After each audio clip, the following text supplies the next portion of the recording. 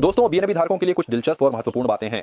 और वैसे भी जो लोग बीएनबी बाइनेंस के इंफ्रास्ट्रक्चर में विश्वास करते हैं, तो बीएनबी ने 28 जुलाई को पूंजीकरण में सॉफ्ट बैंक स्ट्रेटजी को पीछे छोड़ दिया। हाँ, ऑल टाइम हाई पर बीएनबी की कीमत $850 से भी ज्यादा थी। सिर्फ एक हफ्ते में इसकी कीमत 9% बढ़ गई और ये पूंजीकरण में टॉप 5 में पहुंच गए।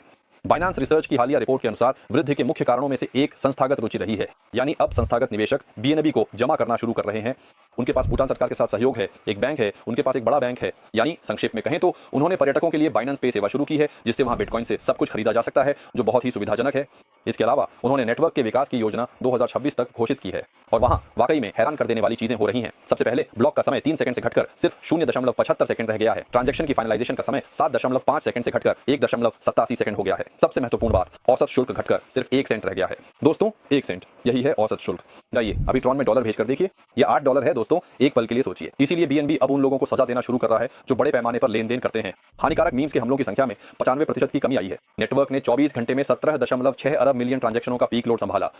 9.3 अरब का ट्रांसफर किया गया। तो कुल मिलाकर उनके पास वहां बहुत बड़े लक्ष्य हैं और साल 2026 में वे पूरी तरह से ब्लॉकचेन को फिर से लिखने और बीएनबी चेन की नई पीढ़ी बनाने की योजना बना रहे हैं। 20,000 ट्रांजैक्शन की फाइनलाइजेशन सिर्फ 150 मिलीसेकंड में।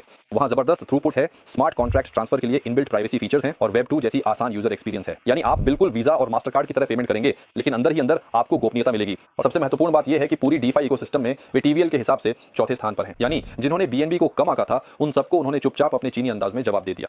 हाँ, जैसा कि वे करना जानते हैं, उन्होंने 32वां तिमाही टोकन बर्न किया है। उन्होंने 1.6 मिलियन बीएनबी टोकन जला दिए। ये $1 अरब से भी अधिक है। ये भी टोकन बर्न ही है। तो दोस्तों, बीएनबी में ऐसी ही चीजें हो रही हैं, लेकिन सिर्फ बीएनबी ही सब कुछ नहीं है, है ना? जो लोग जल्दी मुनाफा कमाना चाहते हैं, उनके लिए मेम कॉइन भी है। इसीलिए मेम लिखो। हम तुम्हें कुछ पागल और जबरदस्त मेम कॉइनों की लिस्ट भेजेंगे जो सच में आसमान छू सकते हैं। इन्हें ले लो और मजे करो।